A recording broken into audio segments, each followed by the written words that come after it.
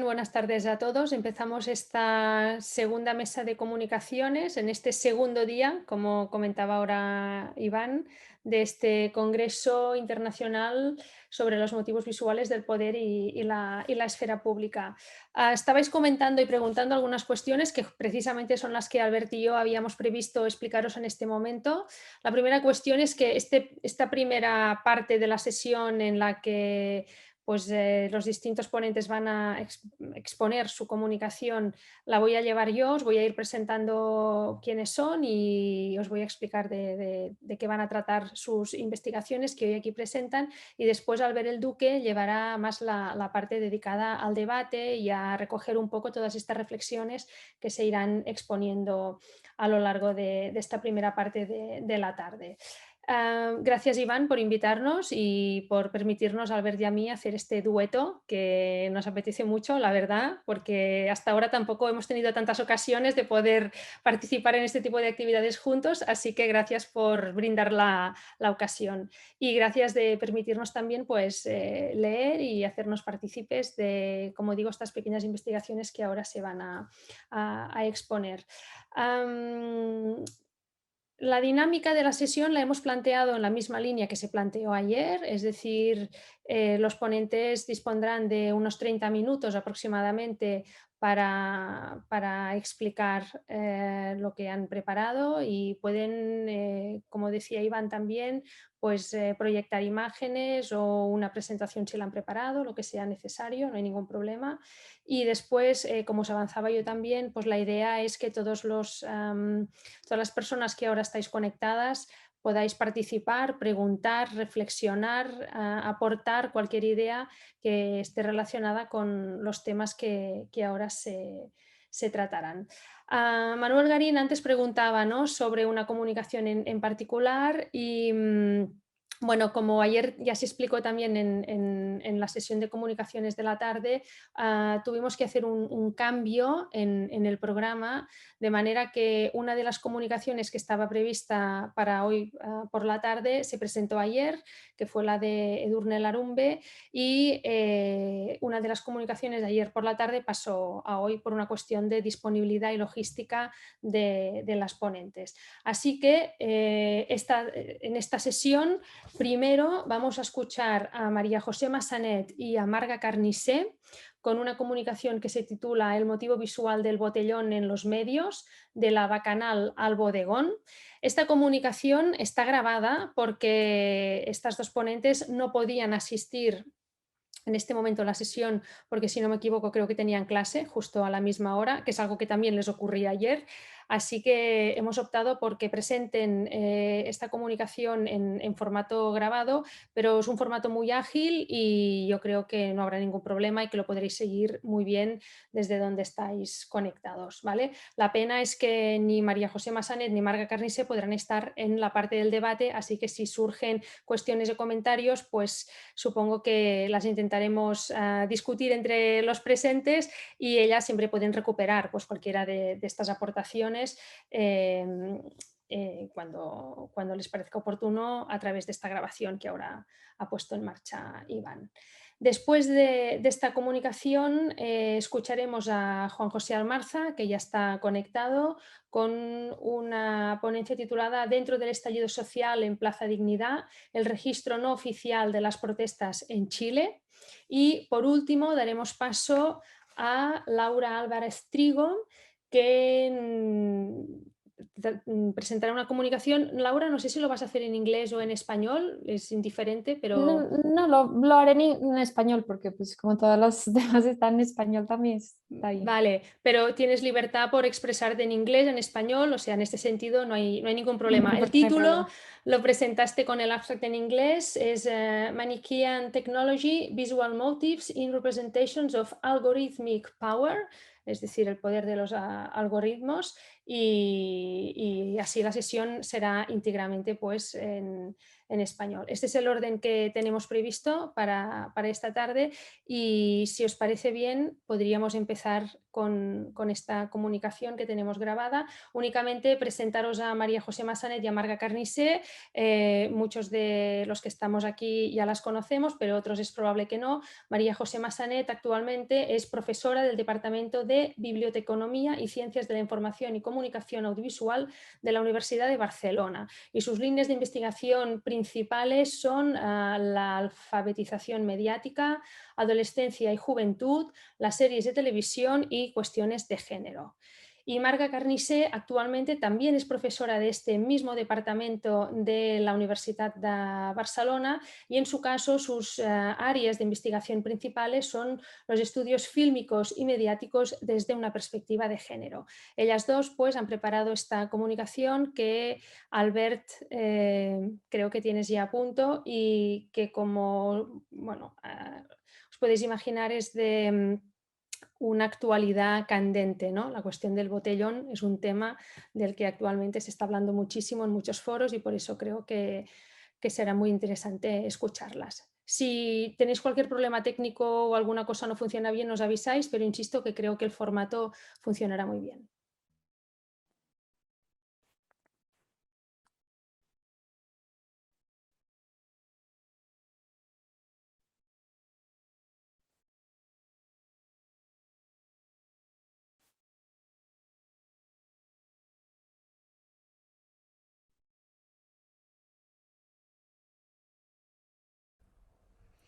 Hola, buenas tardes o buenos días a todas las personas asistentes al Congreso Internacional Motivos Visuales del Poder y la Esfera Pública. Nosotras somos María José Massanet y Marga Carnicé, de la Universidad de Barcelona y la Universidad de Lleida, respectivamente. Nos disculpamos por no poder estar en directo emitiendo esta comunicación por motivos bueno, de calendarios profesionales y de cambios de última hora en las universidades. Nos ha sido imposible, pero aún así esperamos que podáis disfrutar de esta presentación que hemos preparado sobre el motivo visual del botellón en los medios generalistas, de la bacanal al bodegón. Se trata de un estudio que hemos hecho pues, en torno a imágenes que nos hablarían un poco o que girarían en torno al binomio juventud y medios.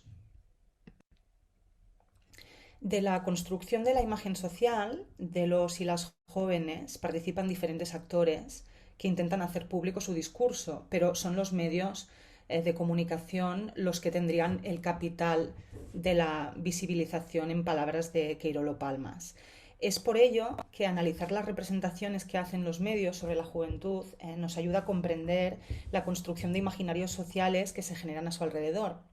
La juventud, de hecho, acostumbra a ocupar un espacio mediático importante, pero pocas veces la representación del colectivo se sostiene desde la mirada de los y de las jóvenes, ¿no? Y entonces esto deviene pues, en unas representaciones que a menudo no sirven para comprender mejor su realidad, sino que por el contrario resultan pues, en estigmas, en estereotipos, ya que se habla escasamente de sus problemas o de sus preocupaciones, y por el contrario pues, se configuran imágenes que alimentan miedos y prejuicios, tal y como han investigado Figueras y Mauri.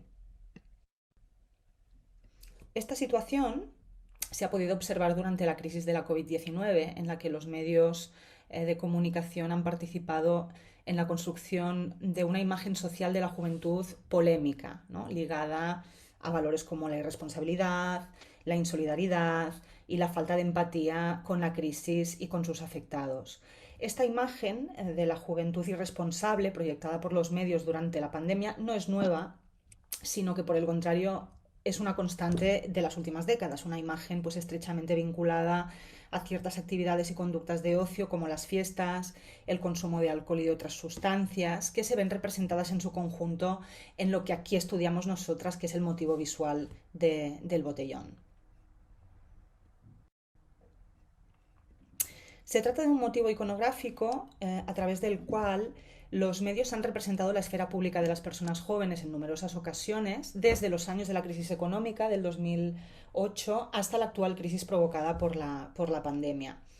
El Diccionario de la Lengua Española define la palabra botellón como una reunión al aire libre de personas jóvenes, una reunión que es ruidosa y generalmente nocturna, en la que se consumen en abundancia bebidas alcohólicas. Entonces, ya la propia definición delimita muy bien, ¿no?, los actores de esta actividad, que son los jóvenes, pero además también nos da sus características contextuales, ¿no? Es ruidosa, nos habla de un espacio y de un tiempo concretos, nos habla de aire libre, denota esta idea de nocturnidad, que es muy importante, ¿no? Entonces, son todo elementos como muy claros y concretos que nos ayudan a construir un imaginario que, como hemos comentado, pues se alimenta de las representaciones mediáticas. Lo que aquí nos preguntaríamos nosotras es cómo representan los medios generalistas el motivo del botellón y cómo estas representaciones dialogarían con diferentes tradiciones artísticas occidentales.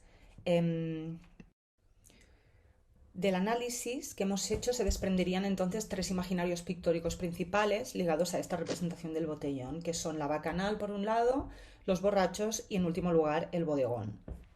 Por una parte, las representaciones que nos remiten a la primera variante, a la bacanal, nos muestran normalmente una imagen parecida a la que vemos en pantalla, ¿no? A través de un plano general conjunto vemos un grupo de jóvenes anónimos que se están divirtiendo, que están socializando a través del consumo del alcohol en un espacio público. Son comunes en este sentido contextos como las plazas, los polígonos industriales, las playas, es decir, variantes de espacios públicos de los que los jóvenes se apropian y que hacen suyos. Es importante tener en cuenta que se trata de una imagen colectiva donde aparece normalmente un grupo amplio de jóvenes anónimos y nunca su individualidad, nunca se resalta su individualidad. Y esto es importante porque en este tipo de representaciones aquello colectivo, ¿no?, en este caso pues ayuda a remitir pues, a valores como el caos, el desorden, la irresponsabilidad y el descontrol. Si por el contrario pues este tipo de prácticas de ocio nos fueran retratadas desde lo individual, ¿no?, pues a través de figuras estéticas como puede ser el primer plano, nos acercaríamos mucho más a la persona y quizás empatizaríamos con las causas que llevan a este contexto, ¿no? Sin embargo, esta imagen colectiva y anónima pues nos aleja de lo que sería la experiencia en primera persona de la juventud y de sus prácticas. Además, en la mayor parte de los casos, estas actividades se representan un poco siguiendo los valores contextuales y ambientales que hemos visto en la definición clásica de la bacanal, ¿no? Es decir, suelen ser escenas nocturnas y que se sitúan en situaciones pues, de claroscuro o de sombras, ¿no?, sugiriendo, incluso pues, resaltando esas ideas de clandestinidad o de prohibición. Contienen estas imágenes, por lo tanto, una mirada que es transgresora, jóvenes que se divierten y que disfrutan en grupo a través del consumo del alcohol de manera oculta o en secreto. Como puede observarse en esta imagen en concreto, los y las jóvenes, los participantes de esta bacanal, pues están totalmente desinhibidos, ¿no? Vemos una pareja con la ropa desabrochada que mira al cielo mientras se abraza, ¿no?, pareciendo que vive pues, una situación de posexualidad. Del mismo modo, en la esquina superior derecha de la imagen tenemos a un chico que está totalmente desnudo, hablando de manera informal con otras personas, ¿no? Se trata de imágenes pues, que parecen sorprender a estos jóvenes infraganti, ¿no?, en sus prácticas clandestinas, mientras que la cámara pues, se mantiene en un lugar de lejanía, está escondida, ¿no?, reflejando de nuevo pues, que se trata de una actividad que en cualquier caso escapa ya no de la legalidad, sino de aquello pues, que escapa un poco del terreno de lo permitido, para entendernos. Esta representación de la juventud nos remite a la tradición visual de la bacanal pagana, un motivo pictórico pues, muy profuso en la tradición renacentista, barroca y también en la manierista. De origen etrusco y griego, la bacanal encuentra sus orígenes en las festividades dedicadas al dios Baco o Dioniso en el Imperio Romano del siglo II a.C. Su esencia corresponde a la de un festejo colectivo en el que una muchedumbre anónima celebra los efectos de la embriagadez, ¿no?, del alcohol, de la sensualidad, desatándose pues, paulatinamente a los placeres terrenales. Esta imagen colectiva, anónima y clandestina, de la juventud es la más común que hemos encontrado en los medios generalistas, pero no la única. De hecho, en los últimos años nos encontramos con otra imagen que merece mención, que es una imagen parecida a la que vemos ahora en pantalla. Se trata de una representación similar a la bacanal, pero que se muestra como más transgresora y desafiante por tanto por sus aspectos formales como por lo concreto de la escena. En este caso, los jóvenes no son pillados infraganti en su actividad de ocio y diversión, sino que de alguna manera muestran, ¿no? Reivindican a través de la pose esa actividad que de algún modo queda defendida pues, en primera persona, ¿no? Los participantes nos miran, desafían, rompiendo esa cuarta pared para reivindicar y hacer suya la actividad del botellón y también para introducir el inquietante elemento de la mirada a cámara, de la mirada directa al espectador. Esta segunda imagen o esta segunda variante del botellón nos remite al cuadro El triunfo de Baco o Los borrachos de Velázquez, donde el pintor incide en el aspecto popular de los comensales de una borrachera en compañía del dios Baco. Una mezcla de divinidad y de realismo social pues que bebería directamente de la tradición tardobarroca de autores como Caravaggio, que habría infundido sus obras maestras de una profunda mirada social y psicológica de motivos que invitan a una lectura de lo sagrado desde lo profano y que en cierto modo habrían cifrado, ¿no? La gran incomodidad que la mirada del pintor generó entre las esferas artísticas y de poder de su época. En la frontalidad de estos jóvenes que desafían las reglas adultas, pues obviamente también existiría, ¿no? La posibilidad de esta lectura social que incomoda al espectador.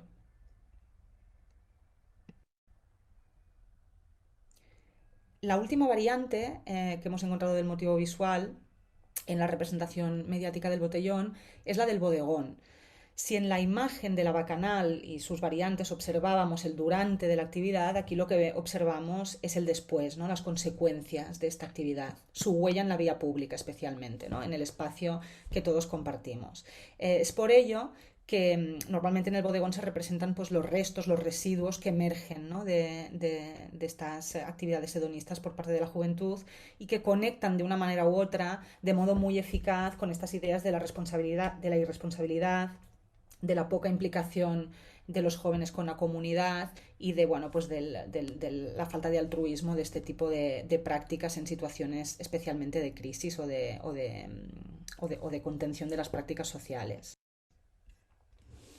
Un bodegón no deja de ser una puesta en escena, ¿no? Y en este caso, pues bueno, la construcción de una escena a partir de una manipulación y resignificación de sus elementos queda muy clara en según qué variantes nos hemos encontrado del bodegón. Según Bayó, Salvador y Cairol, que investigaron las características del bodegón a partir del caso del bodegón policial, los medios de comunicación encuentran en la tradición del bodegón pictórico un eficaz dispositivo de control sobre el sentido de la imagen, ¿no? A partir de unas partes de la realidad, el bodegón construye pues, una estética capaz de vehicular una narrativa eficaz y determinante sobre el todo, a partir de esta disposición muy meditada de sus partes. En este caso, el plano se sitúa a la altura de los protagonistas, los elementos protagonistas del motivo, que en este caso son pues, las botellas vacías, las bolsas de plástico que han quedado abandonadas en el suelo después de la noche de fiesta. De fondo vemos un hombre aparentemente sin hogar que duerme en un banco y que parece ser también parte, ¿no? de esta composición, de este imaginario alrededor de una actividad irresponsable por parte de los jóvenes. Además es un bodegón que se sitúa en un parque infantil, ¿no? Un espacio que debería, pues, bueno, que asociamos a la inocencia, a la convivencia pacífica en comunidad, ¿no? Y que por este motivo pues quedaría especialmente mancillado, ¿no? por estos residuos del botellón. Entonces, privado de su contexto y reducido a estas marcas del residuo, de la suciedad, incluso del vandalismo, el botellón, bajo esta perspectiva, pues deviene obviamente una práctica pues mucho más desconocida, oscura, temible, ¿no? Y en cualquier caso, pues digna de persecución y de castigo, también por parte de la opinión pública, ya no solo por parte de las fuerzas del orden, ¿no? Sino también por parte de la opinión pública. En última instancia, la expresión del botellón a partir del caos que expresarían los bodegones residuales, pues es también una culpabilización de la falta de contención de la juventud y por lo tanto una invitación a la vigilancia ciudadana sobre estas conductas reprochables de los jóvenes. El contexto social de la imagen siempre es importante para entender los mecanismos de su puesta en escena. De hecho, en el Imperio Romano del siglo II a.C. también las bacanales paganas fueron vigiladas, perseguidas y censuradas por su escandaloso llamado al hedonismo y a la libertad, ¿no? Hasta quedar bajo control del Senado y de los pontífices. Probablemente toda práctica social masiva con rasgos de prohibición o de clandestinidad lleva consigo, ¿no?, un llamamiento muy atractivo a desobedecer, ¿no? La idea de que la transgresión y el desafío, pues en términos como estos es donde reside, ¿no?, el sabor irresistible de lo prohibido, de la libertad, ¿no? Y que en cierto modo probablemente es lo que habría despertado el interés de los maestros pictóricos por el histriónico culto dionisíaco que radica en el festejo hedonista de las bacanales. De hecho, no es de extrañar que los imaginarios canónicos de la bacanal nos hayan transmitido la verdad de estas prácticas desde esta mirada vigilante, voyeurística, ¿no?, o desde la voz homogeneizadora del control y de los mecanismos de poder.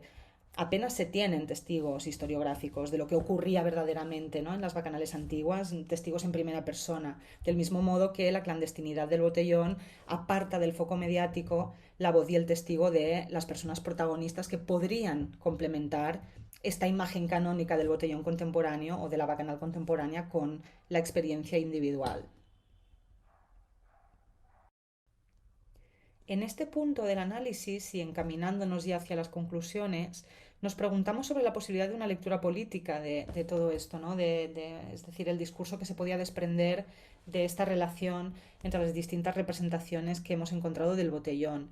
Entonces, pensamos en unas imágenes muy concretas que nos remiten a, a, la idea del poder de cambio que tiene la representación de una masa social organizada, ¿no? Y esta idea, de hecho, la demuestra el poderoso momento congelado en el cuadro de Pelizza da Volpedo, El cuarto estado, donde una muchedumbre de obreros pues marchan serenamente en dirección al espectador. Se trata de una de las pocas representaciones de la clase obrera en la que el libre albedrío, que aquí entendemos pues como la marcha pacífica de los cuerpos, no es intervenida, sofocada ni reprimida por las fuerzas policiales, algo que sí ocurre, sin embargo, en la tradición pictórica de la manifestación obrera, que abriría desde otra óptica totalmente distinta Ramón Casas con La carga. En ella, en esta segunda imagen, el movimiento de la clase obrera es representado desde, de nuevo, estas ideas de estereotípicas del caos, del incivismo y de la necesidad de control de la masa enfurecida, ¿no? Ambos cuadros nos remiten de nuevo a esa dicotomía que hemos explorado en el análisis del botellón, ¿no?, esa dicotomía entre el durante y el después, o la causa y el efecto, que hemos observado en las tendencias de la representación de este motivo. No es lo mismo representar el festejo hedonista, el desbordamiento de las pasiones, el descontrol, el incivismo o incluso la violencia antes de su estallido que después. Entonces, esta diferencia, ¿no?, o la oportunidad de detenernos aquí para destilar una posible lectura política de eso nos ha parecido pues del todo interesante, y de hecho no cabe duda de que en la dimensión transgresora del botellón y en las consecuencias que eso tendría en la representación en los medios, pues obviamente también existiría una posible lectura política. Por un lado, a modo de conclusión, vemos que el botellón nos habla de la capacidad de una masa de población organizada para desbordar los cercos de la norma social y sus dispositivos de poder, ¿no?, especialmente si lo leemos desde esta última perspectiva que comentábamos ahora. Por otro lado, existiría también la lectura ausente, o la lectura que más hemos echado en falta en este rastreo, que sería pues la mirada silenciada por los medios del botellón en primera persona, ¿no? Es decir, una lectura compuesta desde las voces, desde los gestos y desde las miradas individuales, ¿no?, y personalizables de una juventud que a través de sus prácticas sociales, al margen, ¿no?, de cómo éstas sean percibidas, también expresan las causas y el desencanto pues de una situación de falta de oportunidades y de al final pues las vicisitudes de lo que implica pues ser joven en tiempos de pandemia, ¿no? O en última instancia quizá nos desvelarían también o nos darían derroteros para explorar pues los misterios de una identidad social y generacional libre cuanto menos de los estereotipos, de los estigmas y de estas pues connotaciones negativas generadas por los medios generalistas. Para rastrear las posibilidades de estas últimas, quizás lo que tendríamos que hacer es investigar otros imaginarios posibles, ¿no?, como los que emergen de los medios y de las redes sociales, donde los jóvenes, pues gracias a las posibilidades de la cultura de la participación, construyen y asumen la autoría de sus propias narrativas, o en otras palabras, de cómo, ¿no? Estos protagonistas a la sombra de estas imágenes que aquí hemos analizado, pues nos estarían ofreciendo la posibilidad de una contranarrativa de todo lo que aquí hemos contado, esta vez sí, desde una mirada propia. Pues esto habría sido todo. Muchísimas gracias por vuestra atención. Muchas gracias también a la organización por la posibilidad de emitirnos en diferido. Somos María José Massanet y Marga Carnicé, y aquí os dejamos nuestros contactos por si tenéis cualquier consulta sobre nuestra presentación, o por si queréis comentar cualquier cosa de esta comunicación o todo el resto de las que tendrán lugar durante el congreso, que esperamos que sigáis disfrutando muchísimo. Muchas gracias y que tengáis muy buen día.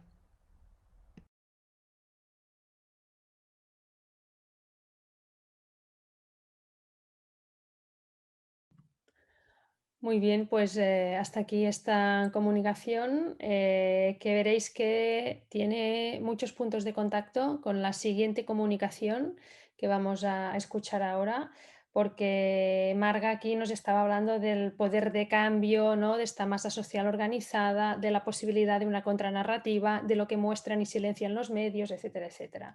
Y ahora Juan José Almarza, en esta comunicación que antes ya os citaba, que se titula Dentro del estallido social en Plaza Dignidad, el registro no oficial de las protestas en Chile, nos va a hablar de muchas de estas cuestiones. Juan José Almarza es estudiante de doctorado en la Universidad de Teatro y Film en Babes Bolyai en Cluj-Napoca, en Rumanía. De hecho, él es de origen chileno, está formado en Chile, pero después del máster y el doctorado, el doctorado lo está cursando ahora en Rumanía, en esta universidad, y su investigación actual, entiendo que es tu tesis doctoral, trata de encontrar pues, puntos en común entre la violencia estatal y el actuar policial en los hechos ocurridos durante el estallido social en Chile en 2019, de los que nos va a hablar ahora, y el caso de un estudiante en particular que intentó luchar en solitario a principios de los 80 contra Nicolae Ceausescu. Así que, Juan José, tienes la palabra y gracias. Hola, buenas tardes. Voy a intentar... Nunca he compartido mi pantalla, así que la verdad que no tengo idea qué hacer. Así que si alguien me guía, voy a estar súper... Mira, abajo tienes un botoncito verde que pone compartir pantalla. Sí. ¿Vale? Clicas aquí. ¿Vale? Sí. Y entonces tienes que escoger qué es lo que quieres compartir de todo lo que tienes abierto en tu ordenador. Si es un PowerPoint o si es una pestaña del propio navegador. Lo que pasa es que cuando abro el PowerPoint ¿Sí? se ve en full screen, así que... O sea, vale, pero pruébalo. Lo único que puede pasar es que no nos veas, pero te confirmaremos que estamos aquí. Ah, perfecto, perfecto. ¿Vale? A ver, y si quieres intenta compartir el PowerPoint. Ok. Solo un detalle, si tu PowerPoint tiene sonido, a la hora de compartir tienes que darle un cuadrito que pone compartir sonido. Okay. O entrar sonido del ordenador o algo así. De momento nosotros no vemos nada. No sé si has hecho ya compartir pantalla. Sí, pero se está abriendo. Cargando. Vale. Pues a ver si se carga la presentación. Siempre hay estos momentos, ¿no? de pausa tecnológica. Se supone, yo estoy viendo en mi pantalla el PowerPoint. Nosotros no vemos nada todavía. A veces funciona mejor o es más eficiente compartir directamente toda la pantalla, el escritorio, ¿no? Más que la aplicación, lo digo porque había pasado, no en este congreso, pero hace poco con Zoom. No sé. Ok, entonces, ¿qué? ¿Presiono de nuevo Share Screen? Sí. ¿Sí? Otra vez, volver a probar. Y aquí elijo Desk. Ah, no, acá puedo elegir Microsoft PowerPoint. Ok. Y lo último, Share Computer Sound. Okay. Esto es lo que te decía Albert. Ahora sí. Ahí sí. ¿Tú nos ves? Ahora da sí. igual. Sí, vale. Ahora vemos perfecto el PowerPoint. Si quieres, cuando vayas pasando diapositivas, si quieres ahora al principio nos vas avisando que las vas pasando, porque a veces se queda colgado y que no ocurra que estás en la primera diapositiva, pero estás hablando de la 9 y no, ¿vale? Únicamente las 2 o 3 primeras, si quieres, dices paso diapositiva y así vemos que todo funciona como es necesario, ¿vale? Bueno, perfecto. Venga, pues adelante. Ok. Bueno, mi comunicación se llama Dentro del estallido social en Plaza Dignidad, el registro no oficial de las protestas en Chile, y está basada en los documentales que pude recopilar durante todo este tiempo, porque yo nunca he viajado a Chile desde que llegué a Rumania, así que todas las protestas sociales yo las viví a través de Internet, y todo el material que logré recopilar es a través de Internet. Ahí pasé la primera. ¿Se ve? Perfecto, perfecto. Okay. Después de 4 días de intensas protestas, el 18 de octubre de 2019, miles de chilenos y chilenas se toman las calles para protestar contra la constante torpeza e inconsistencia del gobierno de Sebastián Piñera, que pierde la habilidad de gobernar. El primer video que os voy a compartir se ve en una imagen cómo actúa la policía chilena, que es una policía que es militarizada y que no respeta protocolos, y cómo es registrada esta protesta social, y al mismo tiempo cómo se tienen que guarecer los protestantes. Denme un segundo.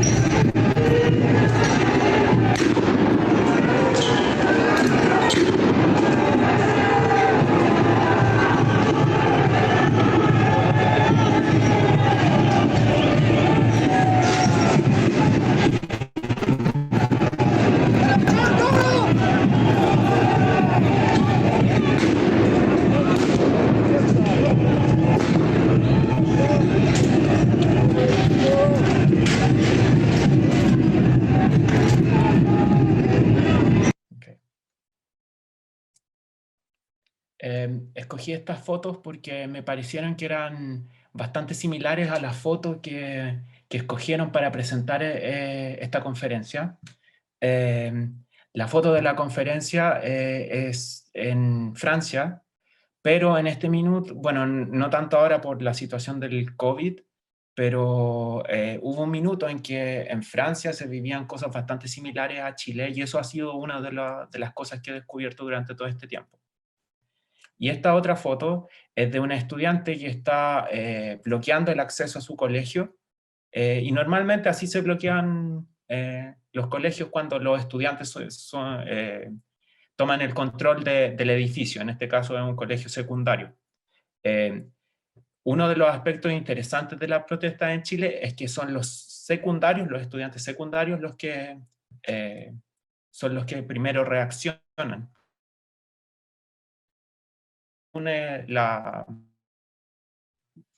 Los manifestantes toman el rol que la mayoría de los medios oficiales no asumen y registran directamente qué pasa durante la protesta social.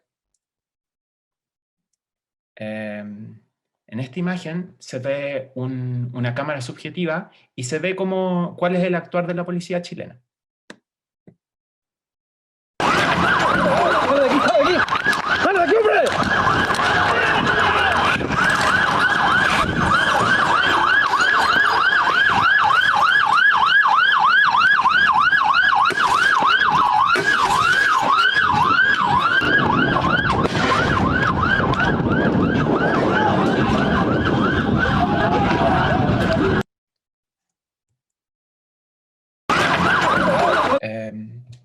Estamos en un periodo en el mundo en el que el Estado tiene y usa el monopolio de la violencia física legítima, y es esa legitimidad que está en cuestionamiento por parte de las sociedades civiles en diferentes países del mundo al mismo tiempo.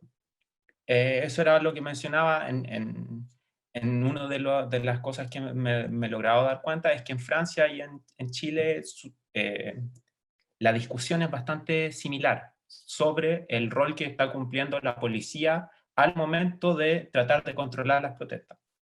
Y este video es una de las tantas torpezas que ha dicho Sebastián Piñera, que en vez de calmar la situación,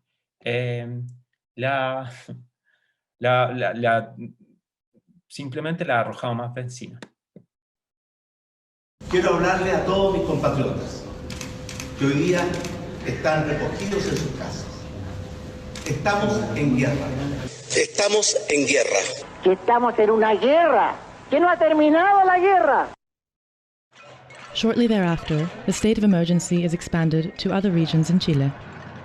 In the context of Chile's political past, the sight of tanks on the streets and of soldiers that opened fire on the population trigger dark memories of the military dictatorship of Augusto Pinochet, under which people disappeared, were tortured, and under which any form of political opposition was life-threatening.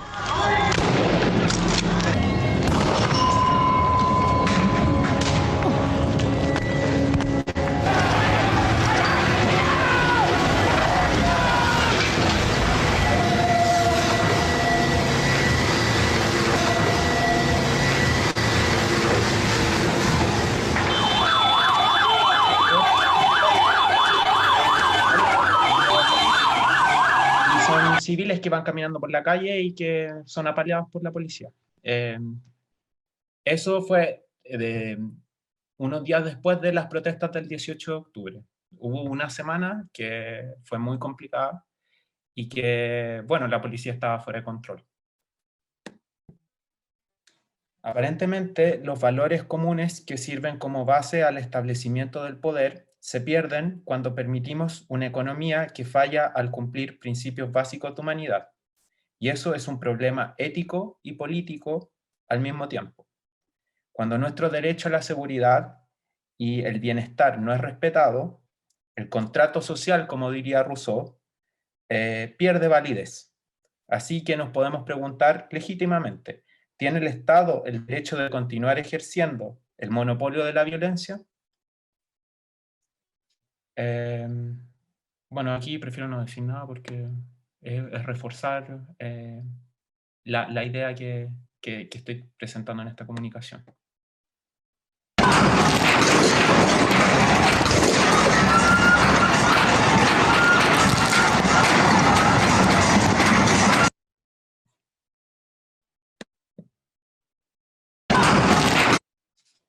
Una de las mayores luchas que tienen lugar en el espacio público hoy en día es determinar quién tiene la legitimidad para decir qué es violento.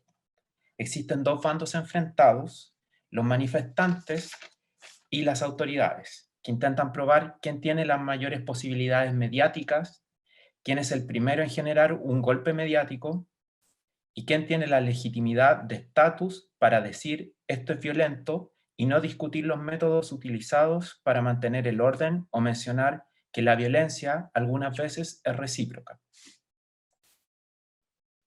Esta es una imagen de un documental que se llama Plano Fijo, en torno a la Casa de la Dignidad. Para mí es la imagen clave de este documental porque el director se sitúa detrás de la primera línea. La primera línea surgió de manera orgánica en las protestas porque son ellos los que estaban conteniendo a la policía, mientras la gente que estaba detrás de ellos se podía manifestar libremente como se supone que garantiza una democracia.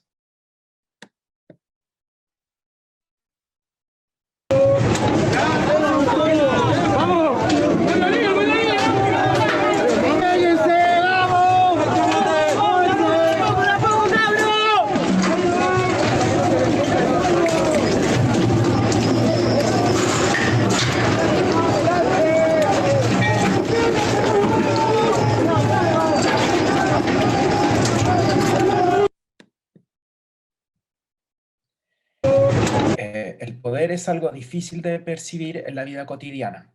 La manifestación social viene a simplificar la relación que tenemos con él porque lo concretiza, lo hace aparecer al enfrentarlo. Las fuerzas policiales que representan a ese poder aparecen de forma grotesca, quitándole esa protección que brinda el no estar en la palestra pública. Y eso se transforma en un pequeño triunfo para los manifestantes, porque permite que el poder no solo se vea desafiado, también es cuestionado por los métodos que utiliza para mantenerse en su posición de dominio. Este video muestra cómo los estudiantes secundarios son los primeros en rebelarse. Las protestas comenzaron porque hubo un alza en el precio de los pasajes del transporte público de 30 pesos, pero después todo derivó en un montón de problemas que venían ya hace mucho tiempo. Entonces el lema de las protestas no eran 30 pesos, sino 30 años. Y bueno, acá se ve la actitud que tienen los estudiantes y cómo esa actitud es la que logró despertar a la sociedad chilena.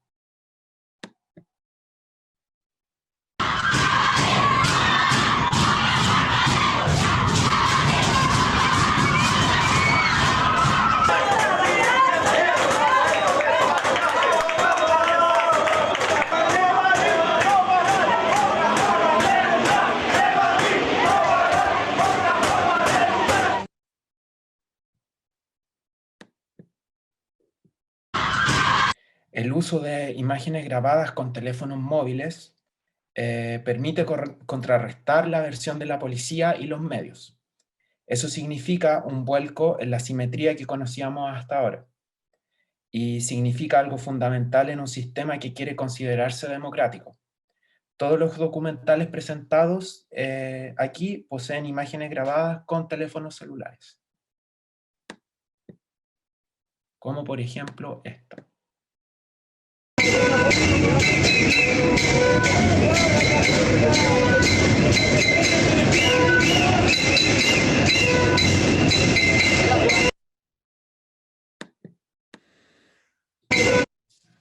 Las fuerzas públicas y de gobierno se adaptan muy lentamente a las nuevas tecnologías que permiten el cuestionamiento del uso de la fuerza pública. El reto de la representación de la manifestación forma también parte de la manifestación. Claro, en Chile también es muy importante en una manifestación mantener el sentido del humor, que siempre se ha acabado cuando llega la policía. Y acá en esta imagen se ve cómo las redes sociales también tuvieron un rol fundamental en lo que pasó.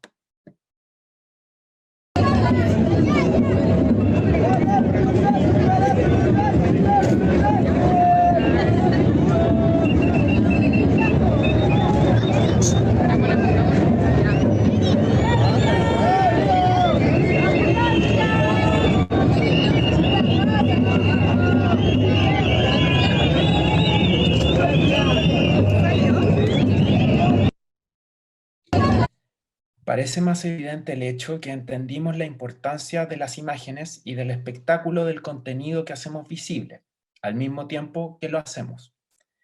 Es una etapa importante por la circulación. Ya no es el poder el que puede decidir lo que podemos o no difundir, y es el conjunto de imágenes captadas que termina por dar una idea de las prácticas que prevalecen.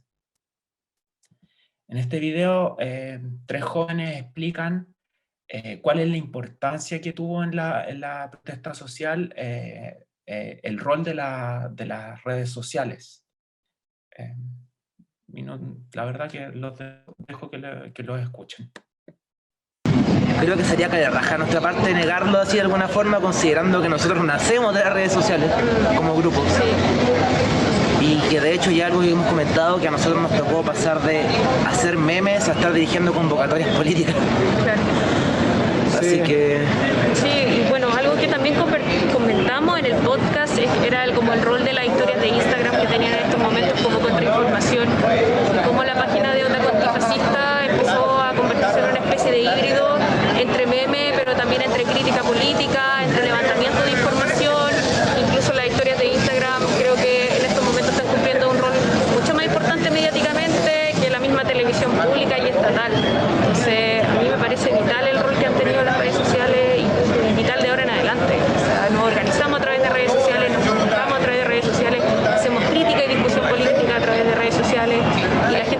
quiénes somos a través de eso también. No hace mucho tiempo, escenas que ocurrían cotidianamente no eran vistas ni publicadas porque no existían todas las herramientas que existen hoy en día, tanto de registro como de difusión. Hoy casi nada se esconde gracias a videos que revelan la verdadera cara del mundo en que vivimos. Hay una especie de combate táctico y estratégico para desmentir o apoyar una versión o la otra. Este video es viral, pero les advierto que es bastante violento, así que si alguien no lo quiere ver, que no lo vea.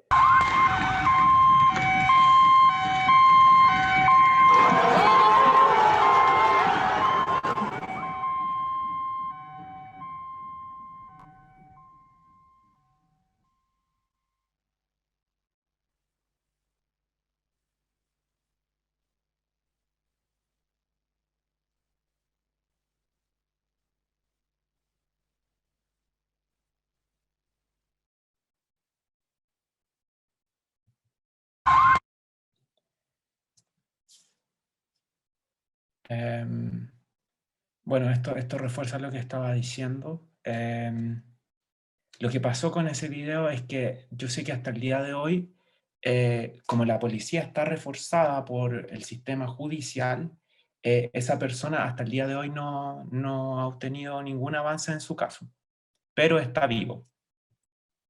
Esta otra imagen también es muy violenta, pero esta imagen yo la encontré en un documental. Lo que empezó a pasar en Chile fue que la policía empezó a disparar perdigones, pero no cumpliendo el protocolo.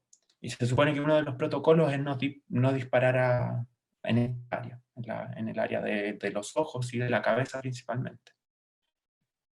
Así que en un momento Chile lideró mundialmente la tasa de lesiones oculares por disparos de perdigones.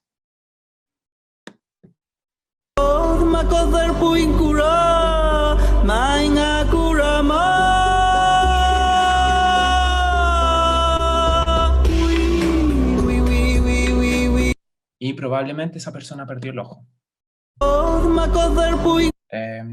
Un régimen es autoritario jurídicamente hablando cuando voluntariamente reduce el nivel de las posibilidades democráticas.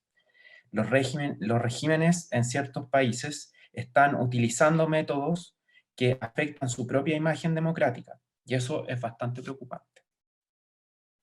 En este video también lo escogí porque habla una actriz que se llama Paula Zúñiga, que también aporta la perspectiva feminista que tiene todo este movimiento. Si bien lo iniciaron los secundarios, personalmente lo que pienso es que secundarios y feministas se unieron en la misma causa. Y bueno, acá queda bastante claro cuáles son. Entonces, ¿qué estamos hablando? Si esto es una crisis mucho más profunda incluso que la Constitución. Esto tiene que ver con principios fundamentales, con respeto. Esto nunca se ha visto, por primera vez. Por eso la bandera mapuche anda dando vuelta y anda dando vuelta la huipala. Porque por primera vez estamos considerando a los pueblos latinoamericanos. Y mira lo que acaba de pasar en Bolivia. Están matando a los indígenas. Y ponen nuevamente la Biblia, siendo que no estaba en este territorio. Nos pusieron la pata encima, nos cortaron orejas, cortaron senos a las mujeres, que las mujeres eran las más castigadas ya desde ese minuto porque daban hijos y daban hijas. Entonces, es una revisión histórica el minuto en el que estamos. Si eso no es capaz de mirarlo, quien está hoy día definiendo nuestro destino, entonces no dialogamos con ellos, porque esta lucha es mucho más potente. Es mucho más potente que un par de leyes que modificar el sueldo mínimo, es mucho más profunda. Y es una revisión de todos y de todas, porque todos y todas hemos sido dañadas finalmente por esta educación vertical en la que nos han metido, en que hay que negar al otro, en que hay que teñirse el pelo de rubio para ser, en que tengo que ser europea, tengo que tener apellido con esos frases de cruces de Kreis, porque así soy mejor que tú. Ese es el gran daño en nuestro país, y ese es un daño cultural. que fue desde que llegaron los españoles a este territorio, y desde ahí todos hemos sentido que somos superiores del uno a del otro. Y esa pelea no se va a acabar hasta que podamos sentarnos y decir quiénes éramos en algún minuto, hasta que llegaron y nos agarraron del pelo y nos dijeron: no hables así, no cantes así, ni cultives así. Sigue mis acuerdos y niega tu identidad.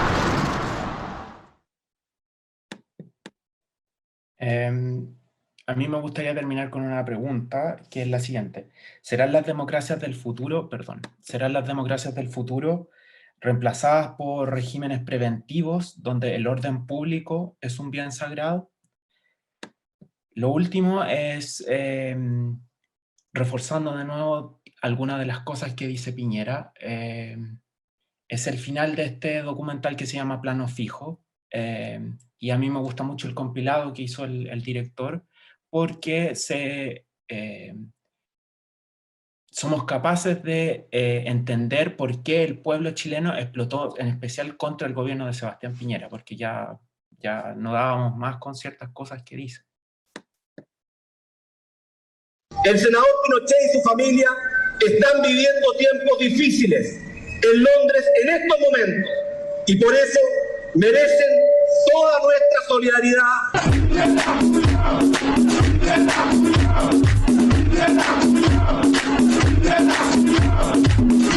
Yo fui un opositor al gobierno del presidente Pinochet porque creo y siempre he creído que la defensa de los derechos humanos es algo intransable y que los derechos humanos deben ser defendidos siempre, en todo lugar, en todo tiempo y en toda circunstancia.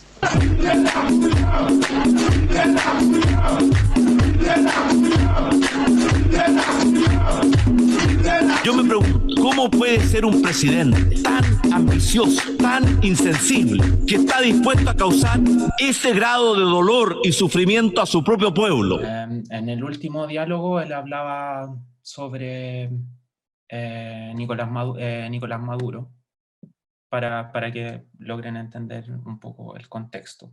Lo último es que quiero mencionar los documentales que utilicé. El primero se llama Plano Fijo, que es del director Cristian Pérez Reyes. El segundo es un cortometraje llamado Chile in Flames, del colectivo Chile in Flammen. Y el último se llama Estallido Social, parte 2 de Piensa Prensa, que también es un colectivo. Eso. Muchísimas gracias.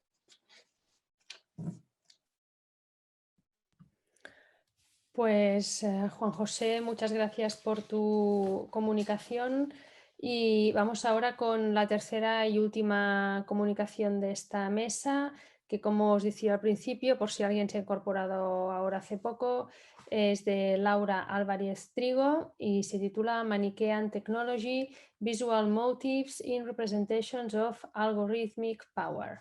Laura Álvarez viene de la Universidad de Alcalá, de hecho del Instituto Franklin, donde es doctoranda en estudios norteamericanos.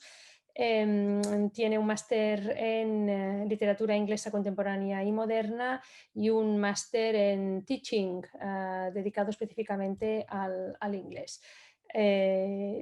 Sus intereses giran mucho en torno a la cultura popular y, como veréis ahora, pasamos a hablar de imágenes, de la ficción, de series de televisión y también de documental, etc. Así que, Laura, adelante. Muchas gracias. Bueno, voy a ponerme yo con compartir pantalla.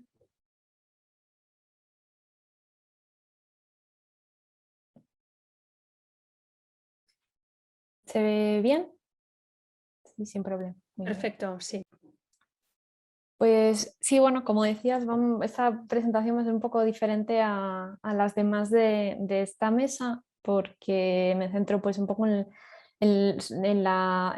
representaciones en la cultura popular, y me interesa esto particularmente desde una perspectiva de análisis de medios y análisis de audiencias, ¿no? Como estas representaciones en la cultura popular también nos apelan de una forma, digamos, metanarrativa, pero también consciente en cómo nos relacionamos con estas imágenes, ¿no? Cómo refuerzan estas imágenes al margen de estas representaciones en los medios que se han venido hablando, como esto también influye un poco en nuestro entendimiento de ciertas cosas, y en particular quiero analizar nuestro entendimiento del poder algorítmico, ¿no? Y sí se ve que pase de diapositiva. Sí, disculpa, vale. sí, se ve que cambiaste de diapositiva, Sí, creo que no hay problema, tranquila, gracias. Bueno, entonces voy a hacer primero una pequeña introducción sobre lo que son los objetivos y un poco el marco teórico subyacente del análisis que voy a hacer, y voy a hablar en particular de un docudrama de Social Dilemma y de la serie Devs. Y bueno, voy a concluir un poco hablando de cómo se representa este poder algorítmico como en salas de poder y de vigilancia y de control. Mis intereses son, por un lado, esta representación de la cultura visual y el rol que juegan las interfaces en esto, ¿no? Como también la representación de las pantallas y los reflejos en los medios populares, cómo se media ese entendimiento de la pantalla y nuestra relación con ella como audiencias, tanto y en particular de estos new media de los medios digitales y dentro de la cultura popular. Por otro lado, la hipervisibilidad y la vigilancia, ¿no? La cultura de la vigilancia, como todo esto de las nuevas tecnologías, las redes sociales, como está muy conectado con las ideas de vigilancia, de accesibilidad y el control, quién tiene el control de esos medios, ¿no? Y si las audiencias son pasivas o activas. Pues se hablaba en la época de la televisión, se hablaba de los medios de masas, de audiencias muy pasivas que habían pasado a ser activas con el rol del Internet y la capacidad de la gente de participar de la producción de imágenes y mensajes, pero como tal vez el control de estos poderes algorítmicos de estas empresas que controlan los medios que nosotros usamos, cómo puede volver a las audiencias de nuevo pasivas.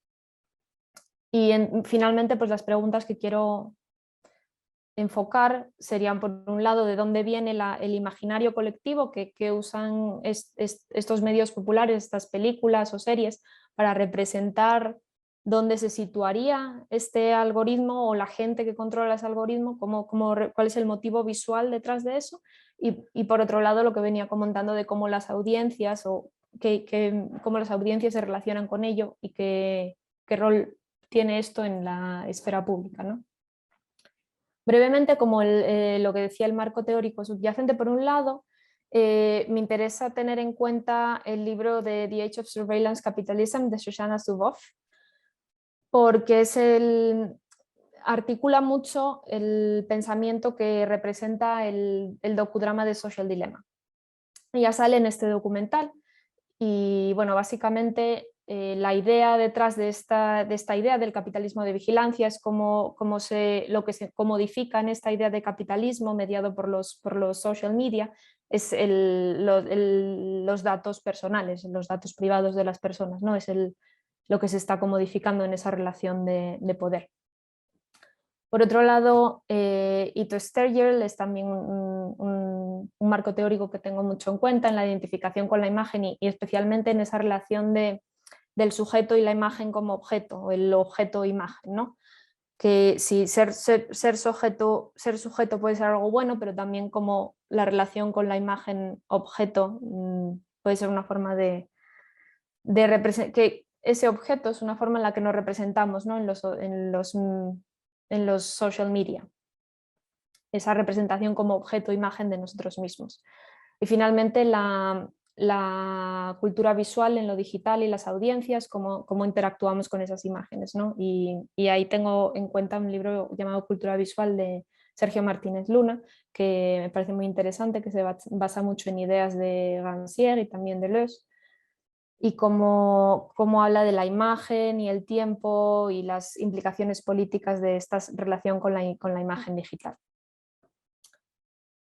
Entonces, pues brevemente voy a hablar, o sea, por un lado del Social Dilemma, que es un docudrama, como decía, que tiene una parte que consiste en entrevistas con empleados, ex empleados de empresas como Google, Facebook, Twitter, Pinterest y todo este tipo de empresas que critican cómo han usado los datos privados de la gente para enriquecerse de forma pues, muy poco ética, ¿no? Pero este documental tiene una parte ficcional que sigue como la vida de una familia de 3 adolescentes y uno de ellos es acusado un poco por el resto de la familia de estar muy adicto al teléfono y le hacen como el reto de decir, bueno, pues vas a estar 3 días sin el teléfono a ver si lo puedes conseguir. Y dentro de esa trama hay una ficcionalización también de lo que está pasando como detrás de la pantalla de su teléfono, como ese algoritmo que resulta personificado, antropomorfizado, que es lo que están haciendo para como manipular el comportamiento de este chico para que vuelva a utilizar su teléfono, ¿no? y sus redes sociales. Y por otro lado, en Devs, que es una serie, sin contar demasiado de la serie, aquí lo que quiero analizar es cómo aquí existe, Devs es una poco de developers, de los desarrolladores que están haciendo el código, ¿no? Para una empresa que se llama Maya, y están haciendo cosas un poco extrañas. La protagonista, Lily, se pone como a investigar un poco esta empresa porque su novio se pone a trabajar, que es developer, se pone a trabajar allí y de repente pues al poco tiempo se suicida y ella sospecha que ese suicidio no es un tal suicidio, que ha pasado algo raro con esa empresa. Entonces, bueno, empezamos a conocer un poco, a ver cómo es la empresa por dentro, cómo se representan estos espacios donde los developers controlan, ¿no? ese código y ese programa que están haciendo, que al principio no sabemos muy bien qué es. Y aquí tengo como esas 2 imágenes, ¿no? A la izquierda el del Social Dilemma, que es esa parte ficcionalizada de detrás de la pantalla, y a la derecha pues el espacio donde están trabajando los desarrolladores en esta otra serie. Entonces, primero respecto al Social Dilemma, me gustaría empezar mirando un poco las imágenes de las miniaturas que salen en Netflix cuando buscas la serie, que bueno, como sabréis, cambian, ¿no? Según las cosas que tú hayas visto o cada cierto tiempo van variando, ¿no? Como para llamar un poco más la atención del espectador. Que me parece que hay como 3 grupos de miniaturas que han utilizado. Por un lado, estas imágenes que representan a la persona como no puedo quitar los ojos del teléfono, que focalizan mucho en la adicción, ¿no? de las redes sociales. Por otro lado, estas otras que son literalmente son trampas, una representación de trampas, ¿no? Las redes sociales como esta trampa manipuladora. Y finalmente estas otras 3 que se relacionan más con los monstruos o con el horror, ¿no? Si vemos la imagen de la izquierda del todo, es muy evocativa de Poltergeist, y bueno, la del medio, ese monstruo ahí medio en ruido de fondo, y la de la derecha del todo que ya es como con tentáculos, hay un monstruo ya casi Lovecraftiano que también te atrapa, ¿no? Entonces en estas 3 ejes me parece que juegan eso, con la adicción, la manipulación y el miedo, que finalmente es siempre evocativo del poder y el control que está detrás de todo esto, ¿no? Y estos 3 personajes son la personificación o la antropomorfización que se realiza del algoritmo, que existen, como veis ahí, eso es precisamente la sala de control donde estos 3 personajes que representan al algoritmo se encuentran, observando el avatar del usuario, que ahora veremos.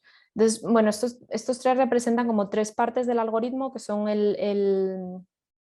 la publicidad, el crecimiento y la participación o el engagement. Y entonces, bueno, por la parte visual, este es el avatar, que el propio docudrama describe como un muñeco de vudú, que se va creando del usuario, que va teniendo como más detalles según cada vez lo va usando más, ¿no? La red social. Pues va teniendo como la ropa que lleva el chico, el pelo, todas estas cosas. Y lo que me parece interesante de esta imagen es en parte el uso de la luz, el uso de los colores y también las pantallas, la gran presencia de pantallas, ¿no? Que siempre hay esas pantallas a las que supuestamente está mirando el avatar, pero las pantallas que también están detrás del avatar que los algoritmos están también mirando, ¿no? Esta presencia extrema de pantallas y luces. Y aquí vemos por un lado cómo la sala donde están es relativamente oscura, pero tienen como estas luces muy brillantes, estos LEDs azules o las luces de la pantalla de la sala de control donde están los algoritmos, que son muy reflectantes, ¿no? Que recuerdan también como al reflejo y a la luz de las pantallas, pero por otro lado también tenemos estas pequeñas luces rojas que siempre están como detrás de la espalda del avatar o detrás de la espalda del algoritmo, como indicándonos ahí como un peligro subyacente que puede llegar a pasar en algún momento. Y bueno, también detrás de los algoritmos también están esta especie de luces, ¿no? Como evocando ahí un cierto misticismo, diría yo. Y también el uso del color es bastante interesante. Aquí en la imagen de arriba a la izquierda es cuando el chico ya pues, no es capaz de aguantar el tiempo que se supone que debería haber aguantado sin el teléfono, porque supuestamente le envía un mensaje a la chica que le gusta. Y, bueno. Y ahí se ven como en colores tierra, en colores marrones, cuando todo está como bien. Y según sigamos leyendo de izquierda a derecha y de arriba a abajo, va pasando a rojo, pues según vuelve a la habitación y empieza a usarlo, empieza a usar likes, empieza a meterse más en ver vídeos, después pasa como a morado, violeta y finalmente azul, y llegando a ese azul del reflejo de la pantalla que volvemos a ver pasando a esta imagen dentro de la pantalla donde están los algoritmos, ¿no? Y aquí vemos de nuevo pues, bueno, esos colores, esos reflejos como muy, muy evocativos dentro de la sala de control que sigue siendo como muy oscura. En verdad, siendo las luces de las pantallas, y que ves en la imagen de abajo también la imagen del propio chico como si todo el teléfono le estuviera continuamente grabando para que los algoritmos le viesen.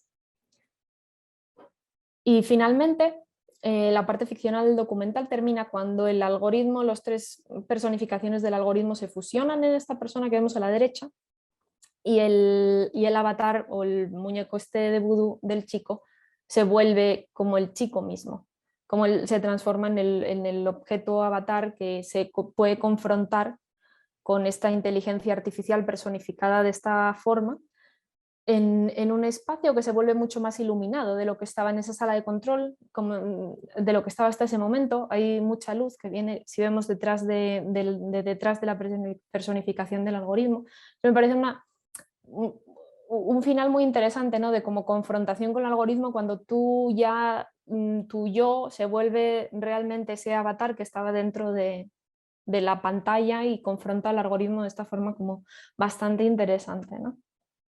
Que veremos luego un poco cómo se puede relacionar con la otra serie, que voy a hablar ahora de ella. Bueno, Devs es de Garland, que es, pues a nivel de diseño de imagen e incluso conceptual, tiene bastante más profundidad, pensaría yo, que de Social Dilemma, que tiene una función bastante diferente el docudrama.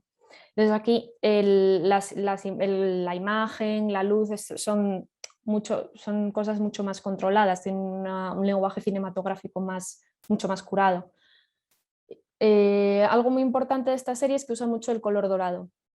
Aquí vemos incluso, esta es la casa de la protagonista Lily, que ya vemos en esos colores amarillos dorados que van a estar durante toda la serie, pero en particular se ve en las imágenes, esto es el edificio donde se encuentra Maya, que es esta empresa y este programa que están haciendo los desarrolladores. Vemos los detalles siempre en dorado, cubos, diseños fractales, muchos cristales, reflejos, todas estas luces, ¿no? Esa es un poco la imagen así dorada y fractal que refleja la serie. Y esto es el edificio por fuera. Un poco brutaliza, pero también vemos esos reflejos dorados, ¿no? De la puerta y esas columnas doradas que tiene como enfrente. Aquí vemos las columnas y cómo también juega mucho con esta imagen del reflejo, ¿no? Del reflejo del yo, del reflejo en la luz, en la pantalla. A la izquierda abajo vemos a Lily, la protagonista, reflejada en el cristal del ascensor, y a la derecha Forrest, que es el dueño de la compañía, hablando con otra compañera de la empresa. Y en esa imagen, que me parece muy interesante, no sale él y ella mientras están conversando, sino que a ella se la ve reflejada en esta columna dorada. Y todo esto nos lleva dentro de la empresa, donde están aquí los desarrolladores, ¿no?, frente a sus pantallas, y volvemos a lo mismo, ¿no?, a estas luces rojas que también aparecen como justo en estos momentos ahí en el fondo como una amenaza tal vez, que vemos también aquí la imagen de arriba en el ascensor, que es un ascensor que básicamente parece que flota, que no asciende, sino que va de izquierda a derecha, y también aquí en la imagen de abajo, en el reflejo del ascensor. Lo interesante de todo esto, de las luces, cómo esta serie utiliza la luz, el dorado, es que nos lleva a un imaginario religioso. Esto también son unas luces que hay alrededor de los árboles, donde en el bosque donde se encuentra el edificio de esta empresa, que básicamente tienen la utilidad de cuando sitúan a los personajes frente a ellos parece que tienen un halo, ¿no? De nuevo vemos en la izquierda a Lily y en la protagonista, y a la derecha Forrest, el dueño de la empresa. Y aquí también dentro del edificio tienen esta figura, ¿no?, de luces también que parece un poco geométrica, fractal, dorada, que claramente referencia pues el rosetón que vemos abajo a la izquierda, que es pues el rosetón de la Catedral de Burgos. Es muy similar a este diseño que emplean dentro de... Entonces finalmente llegamos a saber que lo que realizan en esta empresa es están desarrollando un programa que permite ver en una pantalla tanto el pasado como el futuro, ¿no? Permite observar qué es lo que ha pasado, realmente no conocer el pasado, visualizar ese pasado. Y en la imagen de arriba vemos, cuanto más lejos está en el tiempo la imagen, se ve con más ruido de fondo, por eso se ve como una imagen un poco borrosa, pero ahí vemos que están presenciando la crucifixión de Cristo.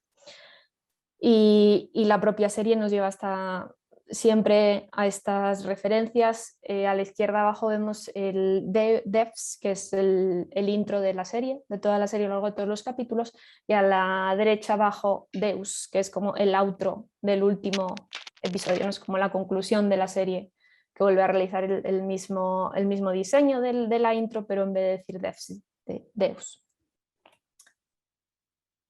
Entonces, básicamente la conclusión en la que quiero comparar estas dos representaciones de estas salas de poder, de vigilancia y de control muy conectadas con el algoritmo, es que en la parte de arriba pues vemos, bueno, es una imagen un poco más clara, ¿no?, digamos, el despacho que aparece en Devs, donde trabajan los desarrolladores, y abajo la sala de control donde están las personificaciones del algoritmo que aparecen en The Social Dilemma, viendo ahí el avatar del usuario. Y en esta imagen, cada uno de esos cuadraditos donde se supone que existe este pequeño avatar de los usuarios con sus correspondientes algoritmos que supuestamente controlan lo que la persona está haciendo en su teléfono, ¿no?, mediante mensajes que les envían ahora, os envío un mensaje de que no sé quién te likeó la foto, ¿no? Se supone que están controlando un poco exagera un poco el control que debería tener el móvil de cuándo y por qué le llegan los mensajes a la persona, que claramente está siempre hipervigilada por estos algoritmos que saben si está yendo a clases y está mirando a la chica que le gusta. Entonces, como estás mirando a la chica que le gusta, ahora te envió la push notificación de que te likeó, no sé qué. Entonces, un poco, no funciona así, evidentemente, pero bueno, es como enfatizando ese control. Entonces, en cada uno de estos cuadraditos está ese usuario con sus respectivos personificaciones del algoritmo, y entonces termina haciendo como un zoom out, viendo que hay muchos cuadraditos cada vez más, que al final están como en edificios y todos estamos ahí atrapados, que me parece que es muy... claramente nos recuerda un poco a Matrix, ¿no? Como ahí se despierta Neo y están los pods al lado y también hay un zoom out y vemos que son edificios llenos de toda la gente que está ahí también siendo controlada, ¿no? Y por otro lado en Devs, aquí esta es la sala que comentaba anteriormente, que está contigua a donde están los ordenadores donde trabajan los desarrolladores, y aquí están, uno de ellos tiene como una especie de iPad donde controla qué es lo que está mostrando exactamente en ese momento esta pantalla, ¿no? y aquí les está mostrando cómo puede ver el futuro y les muestra simplemente como su propio futuro como 3 segundos o 4 segundos adelante, entonces ellos mismos se ven levantarse en la pantalla y 3 segundos después se levantan y están diciendo lo que acaban de ver. Y y aquí vemos, bueno, también de nuevo estos colores dorados y un poco en el rojo de fondo, ¿no? En las esquinas, en las partes de arriba, que se ve ese rojo tal vez más amenazador. Conceptualmente esta me parece más interesante porque me parece que hace referencias mediáticas un poco más complejas que la visual que puede hacer de Social Dilemma Matrix, ¿no?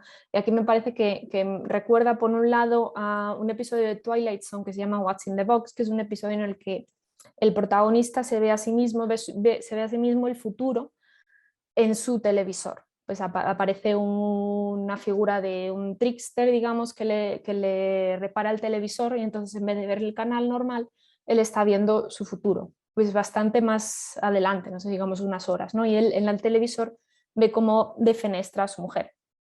Y entonces él dice, no, esto no va a pasar, es como que entra en pánico y finalmente sí ocurre. Es decir, finalmente termina peleándose con su mujer y ocurre exactamente lo que él había visto en el televisor que iba a pasar.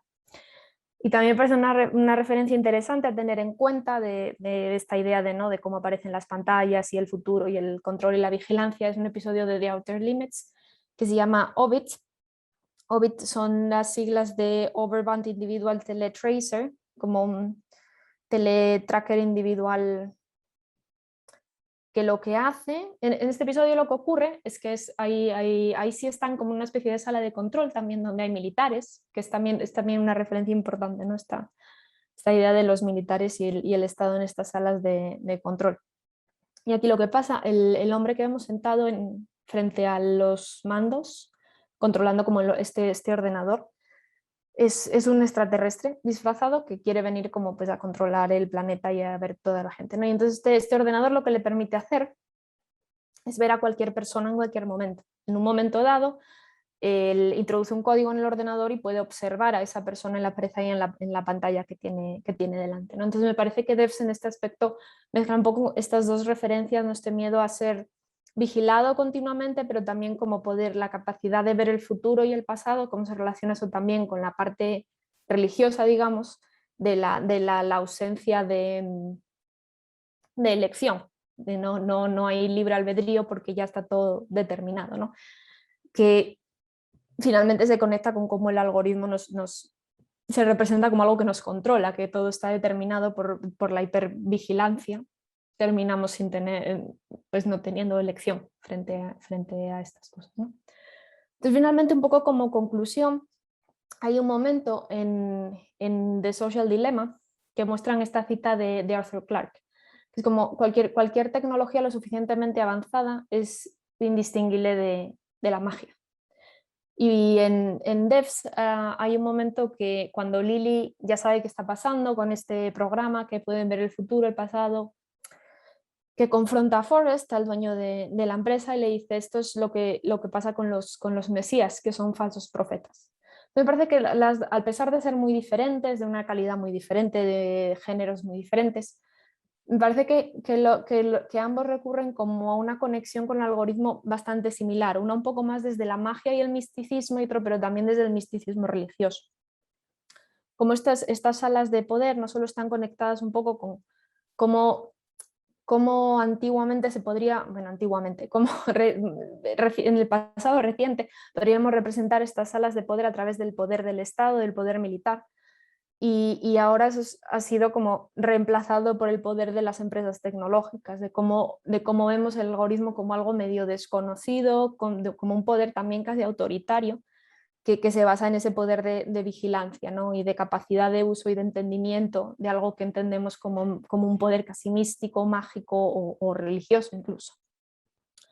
Entonces creo que estas representaciones de poder algorítmico operan de una forma que expresan las inseguridades y miedos que tenemos en el presente, como ese zeitgeist de la época donde estamos enfrentándonos a una forma muy nueva, ¿no? A nuevas tecnologías que vemos como que no controlamos, ¿no? Pero al mismo tiempo, pues que se mantiene esa mistificación y ese poder simbólico.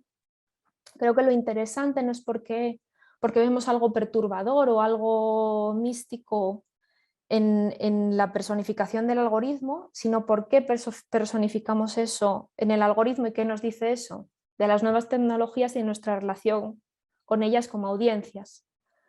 Y entonces creo que es interesante cómo estas representaciones pueden suponer un lugar de pensamiento crítico, ¿no? Una forma de empezar un pensamiento crítico sobre el que podemos desarrollar nuestro entendimiento de la relación que tenemos con la tecnología y actualizar también el entendimiento del rol de las audiencias o usuarios, que en este contexto las audiencias también se entienden más bien como usuarios. Y cómo afecta esto a la relación que hay entre el sujeto y el objeto imagen, como estas representaciones de imágenes son imágenes de nosotros mismos cuando nos relacionamos con los social media.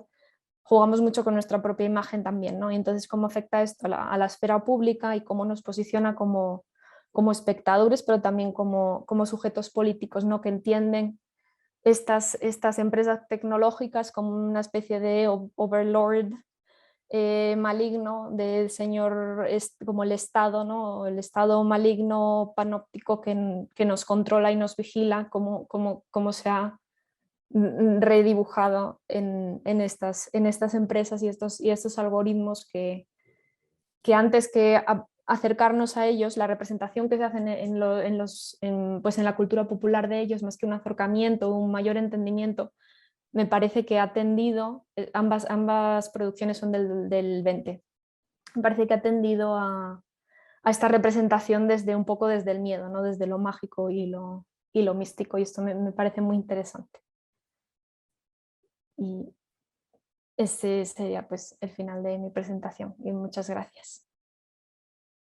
Muy bien, pues muchas gracias a ti, Laura. La verdad es que han surgido muchas ideas y como habéis visto parecía que las dos primeras comunicaciones tenían una mayor conexión, pero esta última también tiene muchas conexiones con lo que hemos empezado a escuchar al inicio de la sesión. Así que, Albert, si quieres, sigue tú con el debate y cualquier pregunta que tengáis, pues adelante.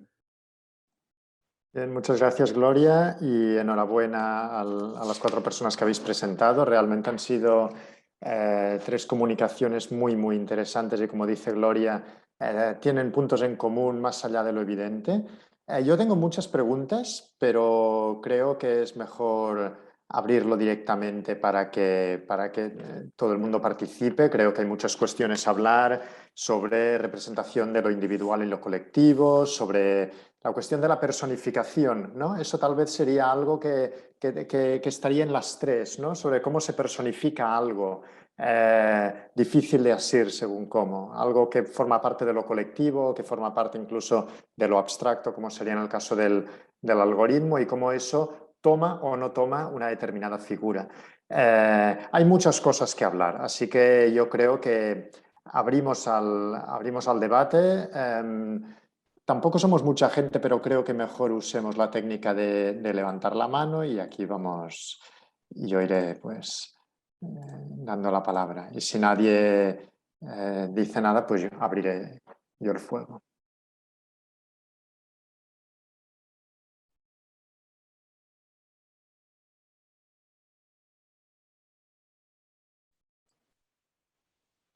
Ja he aixecat jo la mà, Albert. Vale, pues adelante, adelante. La técnica de parlar en veu alta a veces funciona mejor que la de levantar la mano. Espera.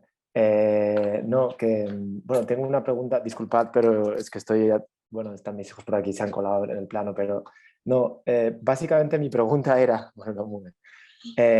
para intentar que dialoguen las comunicaciones de Laura y Juan José, que como habéis dicho, Gloria y Albert, están muy ligadas, pero la pregunta un poco a Juan José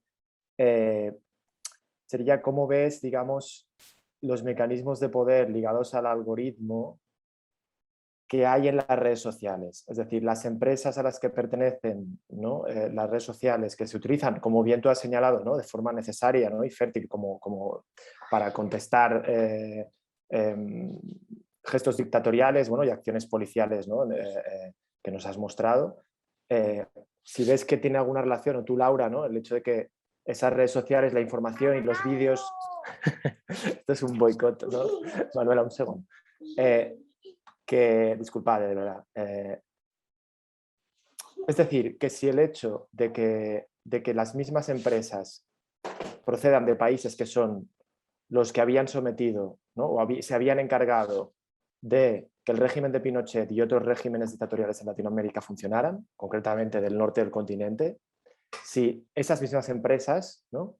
Pero ahora en Silicon Valley, que son las que extraen datos de cualquier cosa que posteemos en esas redes sociales, si participan de esa lógica un poco del algoritmo. Disculpad por la pregunta, de verdad, pero me han interesado mucho vuestras presentaciones y me gustaría que dialogarais, si puede ser, entre vosotros dos.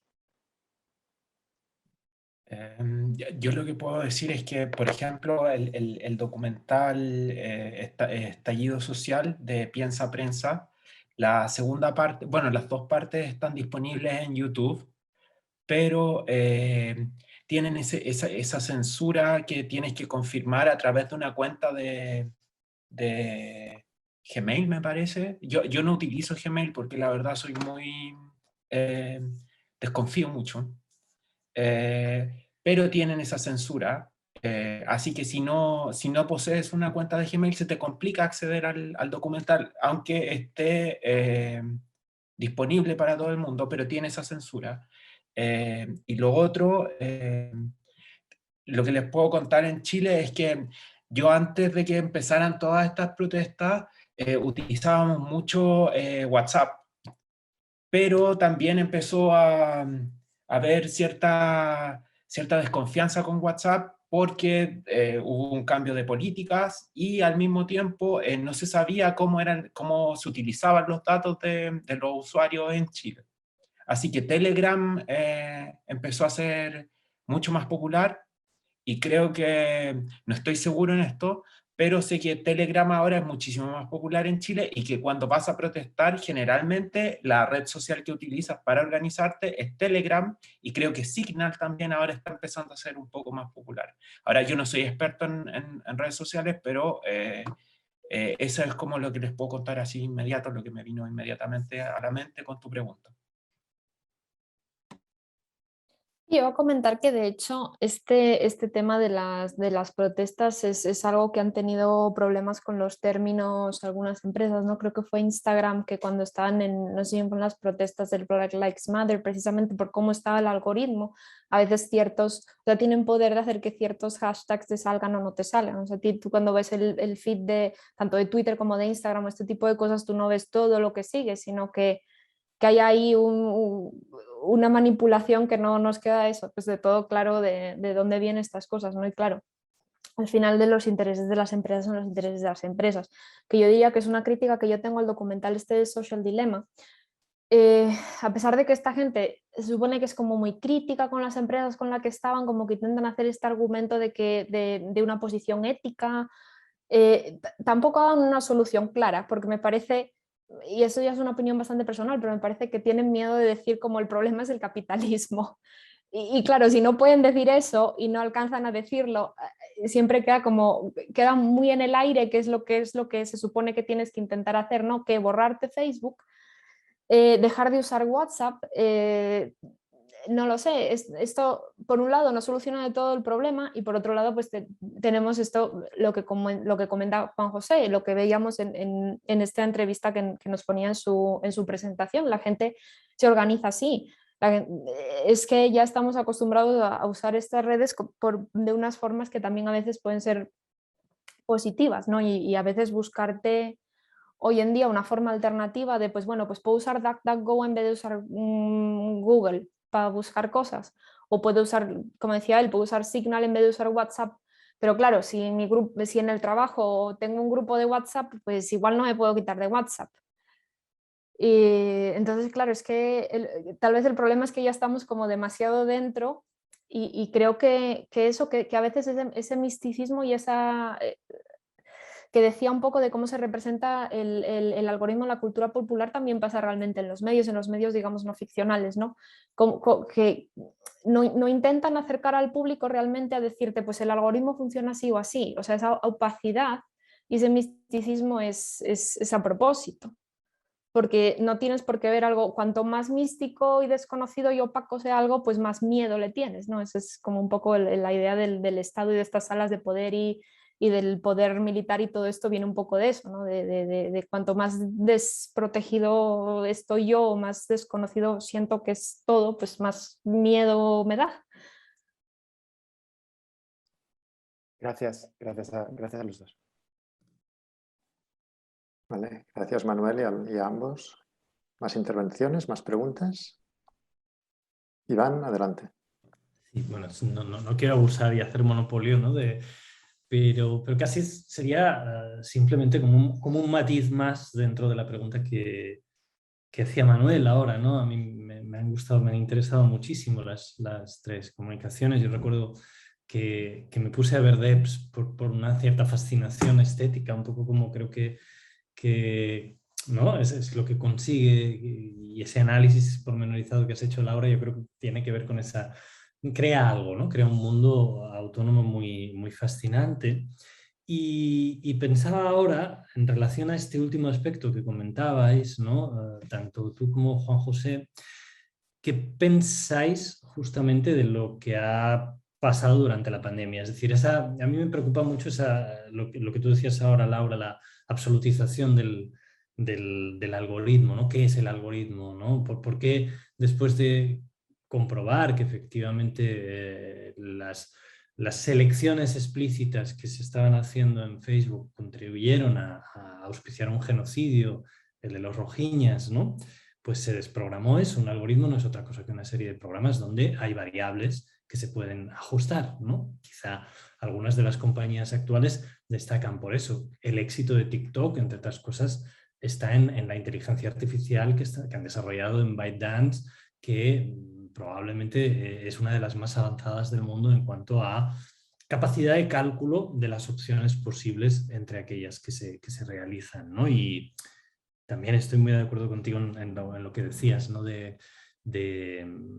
Acerca de esa especie de descreimiento en ese documental, en el dilema social y en tantos otros. O el mismo Aja Raskin, que es el creador del scroll infinito, ¿no? Que ahora es uno de los mayores cuestionadores de lo mismo que él inventó y que nos tiene atrapados a todos, ¿no? O sea, y ha cambiado nuestra forma de pensar, de actuar. Entonces, la pregunta en este caso sería para los dos como un mero matiz de lo que Manuel apuntaba frontalmente y de una manera total, ¿no?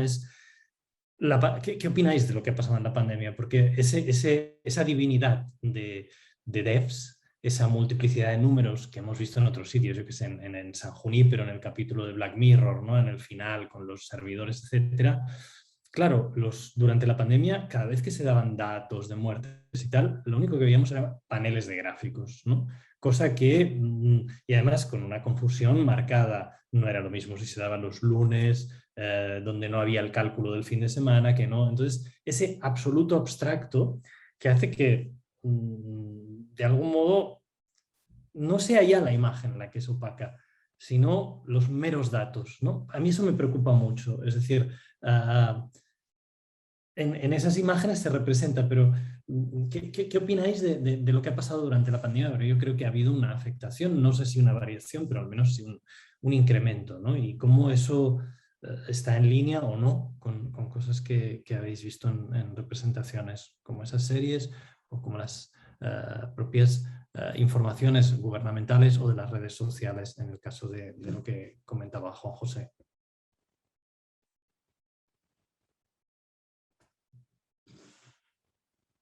Bueno, puedo hablar yo primero si quieres.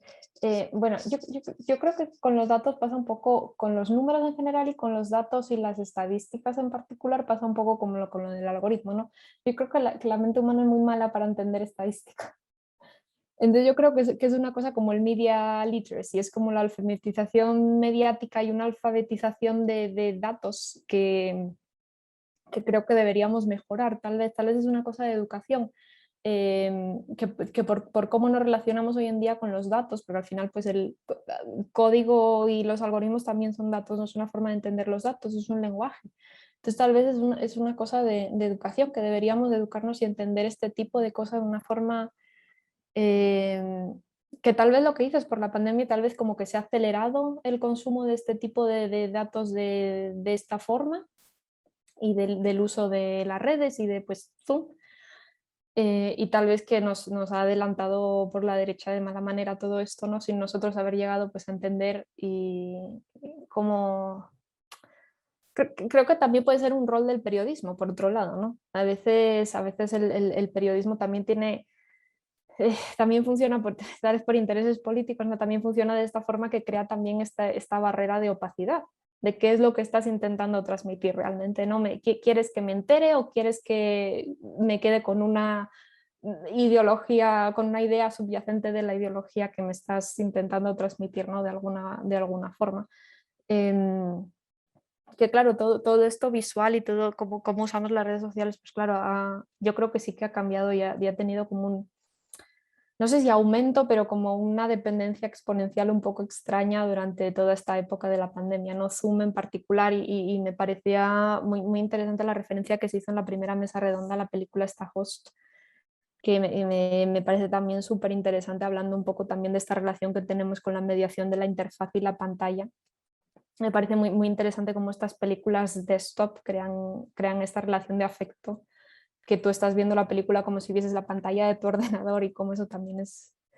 Bueno, me estoy yendo por las ramas, pero sí, creo que esto de los datos y el entendimiento de los datos está muy relacionado con la, digamos, alfabetización muy similar a esto del algoritmo, ¿no? Como podemos crear esa opacidad, pero pues siempre la crea alguien de forma consciente, pensaría yo.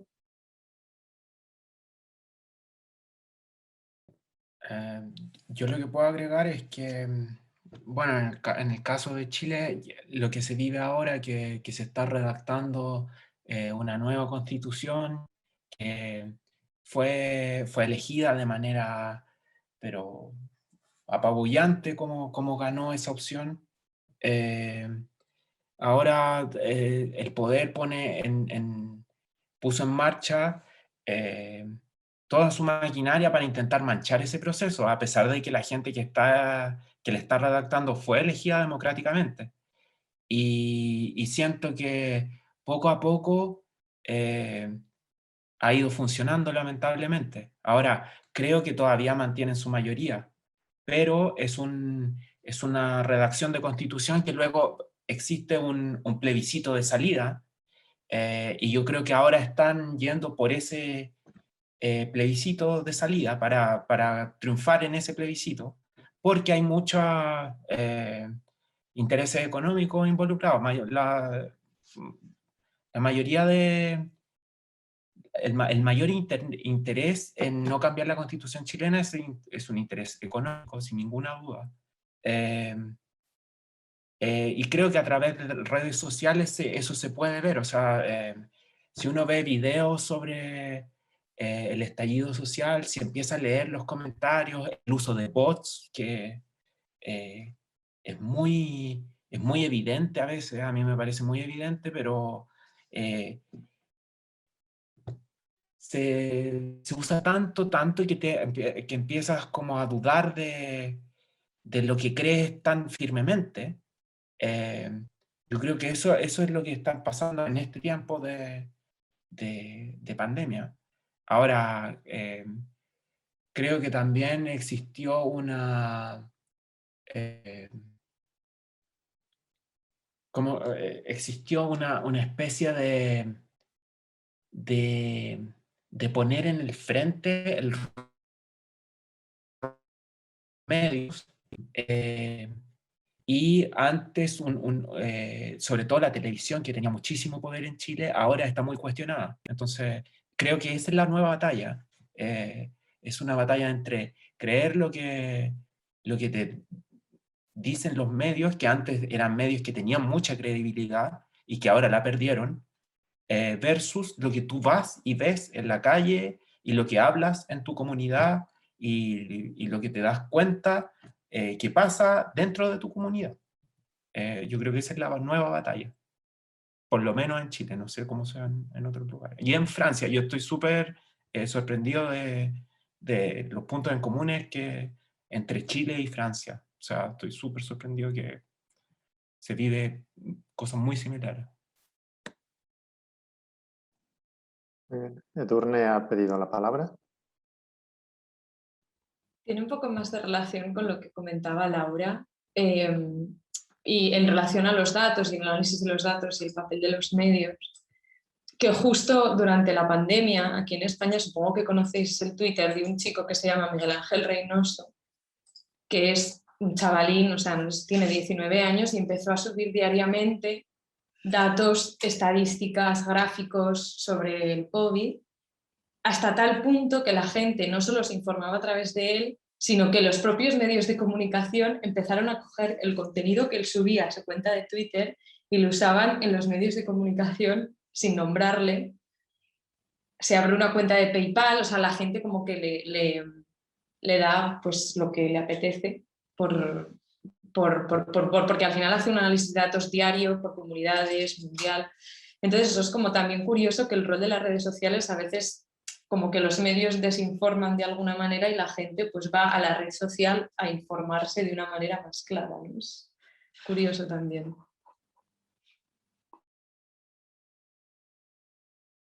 Y no era una pregunta, lo siento. Bueno, igualmente, si alguien, Laura, por alusiones, quieres responder, o si no... Sí, no, es muy interesante porque además yo creo que eso se conecta mucho con un tema que comentaba que a mí me interesa mucho, ¿no? Que es lo de las audiencias, ¿no? Si entendemos las audiencias como pasivas o activas, y si son activas realmente pues es un poder muy mediado, ¿no? Por este algoritmo, porque pues esta persona pues por azares también un poco a veces es casualidad, ¿no? Cuando llegas realmente a tener una audiencia suficiente para seguidores y toda la cosa para poder transmitir esa información, que bueno, al final esto también se relaciona mucho con todo el tema de la desinformación y que es muy interesante, que también en estos grupos de Telegram que mencionaba Juan José, son los grupos que se utilizan también para tener fuentes de información alternativa, que a veces son fuentes de información alternativa para protestas sociales, pero otras veces para pues, los antivacunas y negacionistas también tienen sus grupos de Telegram de información. Y es como se mueven y es como se informan. Y o QAnon en Estados Unidos, estos focos de información alternativa que se generan en estas redes también son muy interesantes, ¿no? Es como la gente, es como un extremo de selectividad, de consumo selectivo muy extremo, que ya que cada vez sobrepasa, pues obviamente con las opciones que tenemos de televisión y de streaming y todo eso, ya hay como, ya el consumo que puedes tener selectivo de medios es muy fuerte, pero incluso con estas cosas que están surgiendo a través de estas plataformas es que sobrepasa cualquier capacidad que podamos conocer nosotros, desde que hay grupos de Telegram de información de cosas que a ti ni te van a llegar en la vida, unas conspiraciones que esto no tiene nada que ver conmigo ni con mi realidad. Y luego es gente con la que obviamente convivimos y al final luego en algún momento también consumes ciertos medios en común. No sé, también era así un comentario un poco sin dirección, pero... ¿Más preguntas? ¿Más intervenciones? Claro, tengo una pregunta. Venga, adelante. Yo tenía una pregunta sobre todo para Juan José. Y pues nada, cuando estaba viendo las imágenes que nos mostrabas y un poco cómo organizabas lo que nos explicabas con las imágenes, me preguntaba por un lado cómo ha sido la curaduría de que esas sean las imágenes centrales para explicar pues como tu mirada.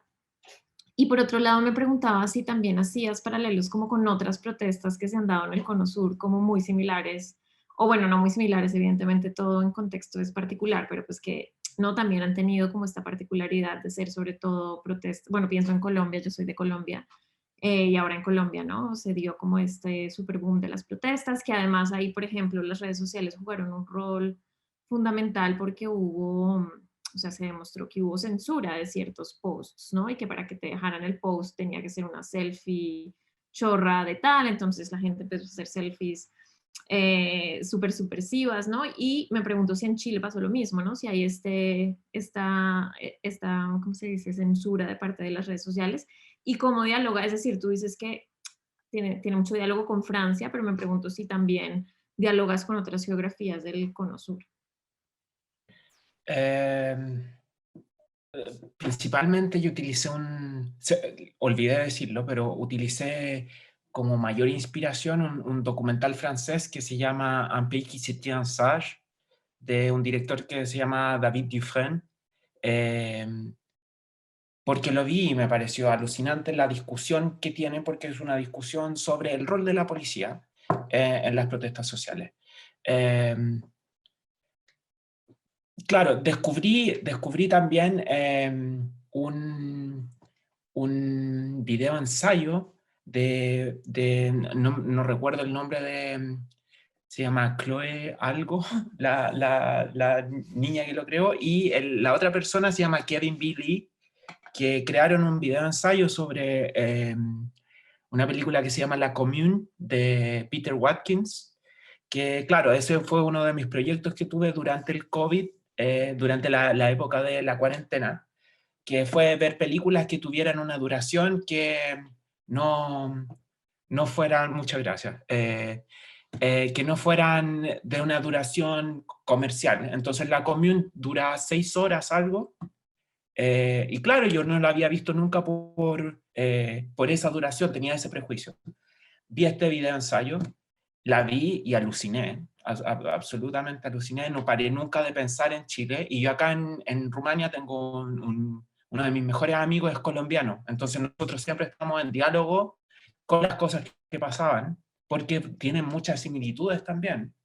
Ahora, la única diferencia, yo creo, a veces es que solo empezaron después, pero hubo un minuto en que tenías protestas en Perú, tenías protestas en Colombia, tenías protestas en Chile, casi al mismo tiempo.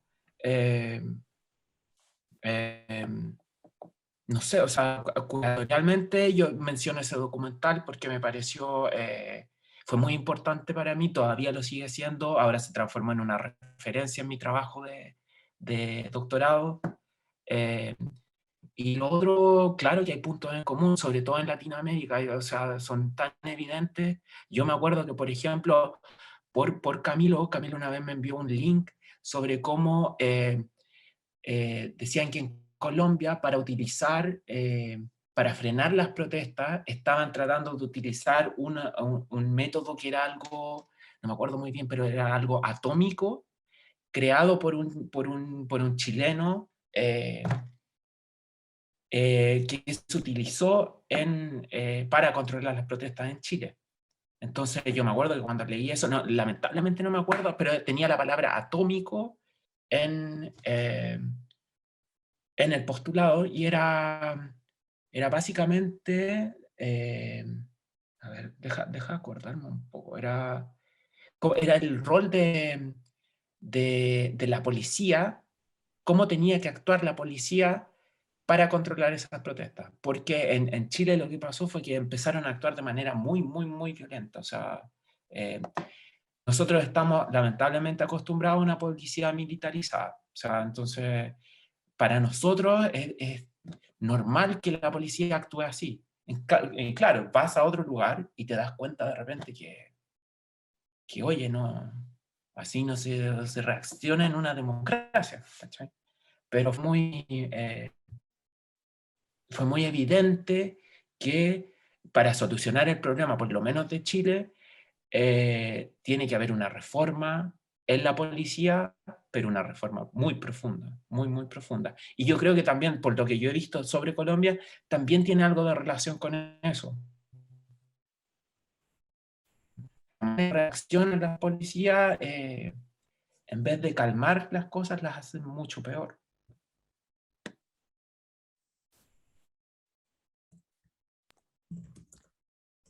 De acuerdo, gracias. ¿Más intervenciones?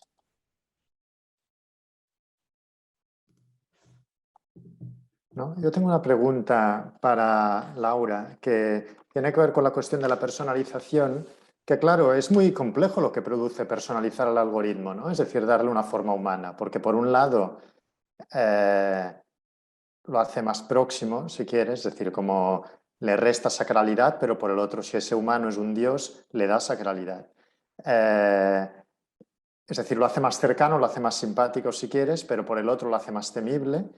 y por otro lado demuestra que es algo que está como más a nuestro alcance que una fila de números, ¿no? Es decir, que llega a ser como más comprensible. Entonces, creo que es muy complejo. ¿Crees? Ya sé que es una pregunta muy difícil, pero es lo que me pasaba por la cabeza. ¿Cuál crees que es el efecto que esto tiene en el efecto que produce personalizar algo tan abstracto como un algoritmo? Es decir, ¿se tiende más a sacralizarlo, se tiende más a ponerlo ¿sabes?, a bajarlo a tierra? Yo, Albert, si me permites, quería añadir un comentario porque antes estaba pensando, cuando vi el documental y vi esta dramatización, pensaba en Inside Out de Pixar, ¿no? Es decir, es un poco inevitable y allí lo que se está intentando es personalizar las emociones. Entonces me parecía muy perverso que en cierto modo el documental jugaba justamente con un imaginario visual. Es una película, ¿no?, que fue muy popular en su momento y que yo creo que todo el mundo tiene más o menos. Bueno, pues en la línea de lo que te pregunta Albert y además pensando en esta película de Pixar, ¿no? Ya está, solamente añadir este pequeño apunte. Sí, completamente de acuerdo. Yo creo que por un lado la personificación de los algoritmos en este caso hace que construye una autonomía, como decía un poco antes, construye una autonomía del algoritmo que no es real. Parte de lo que hablan esta gente que entrevistan es que ellos crean, pues digamos, todo el equipo, no solo ellos, que normalmente tienen, los que entrevistan son role management, muchos. Pero tú cuando te pones a escribir código, tú escribes código de una forma no opaca, pero tú programas algo para que haga algo, que ese programa no tiene autonomía. Entonces a mí me parece que también crear estos algoritmos, aparte del hecho de que los divide, ¿no?, un poco como dice, como casi lo de Inside Out, ¿no?, tú dividir los sentimientos también es un poco ficticio, tú no tienes por un lado como la ira y por otro la felicidad y por otro la tristeza, es mucho más complejo, ¿no? Entonces hacer esta división como tan cuadriculada de que hay uno que es el crecimiento, otro que es la participación o el engagement y otro que es la publicidad. Bueno, sí y no, hay diferentes líneas de código, digamos, diferentes partes del código que funcionan así, pero no es en lo que se ve en el docudrama es los algoritmos estos viendo la pantalla de le voy a mandar ahora una notificación de este anuncio porque está con su amigo hablando de zapatillas. Le vamos a mandar un anuncio de zapatillas. Está en la clase, está mirando a la chica que le gusta. Le vamos a enviar que la chica que le gusta le mandó un like. Pues no, porque o la chica que le gusta le mandó un like en ese momento o no se lo mandó en ese momento. O tú tienes las notificaciones programadas para que te lleguen cada una hora o las tienes desactivadas o no. O sea, el algoritmo no te puede desactivar las notificaciones así como así. Y si tú, o bueno, el miedo que tiene a veces la gente del móvil sabe que hablé con mi amigo de zapatillas porque me llegó un anuncio de zapatillas, pero bueno, a veces es que tienes que desactivarlo de verdad lo del micro, o puede ser que es que lo hayas buscado en Google, entonces claro, eso sí está conectado y depende de si tienes activadas o no las cookies. Entonces me parece que lo que hace es crear más ese misticismo porque le da un poder, una sensación de autonomía que no tiene. O sea, no tiene esa capacidad de pensar, de tomar decisiones, la sensación de que el algoritmo toma decisiones por sí mismo y no. Entonces, parte de lo que hace es mueve realmente la responsabilidad de ese algoritmo. El algoritmo no es una cosa que tenga la responsabilidad porque está tomando esas decisiones de manipularte. No, es otra cosa, que es un poco lo que venía yo a decir antes, ¿no? ¿Cuál es el problema? El problema son los intereses económicos de esas empresas. Entonces, el malo, digamos, no es el algoritmo, no es otra cosa, son otros intereses que hay detrás, que no, es lo que queda subyacente que no se discute, porque tú creas esta especie de fácil de entender de, digamos, es solo la tristeza, es solo la felicidad, es solo el algoritmo de la publicidad. Creo esta cosa que es como fácil de entender, pero también le das una autonomía que no existe, que es totalmente ficticia porque no, y lo que evitas es discutir qué hay subyacente.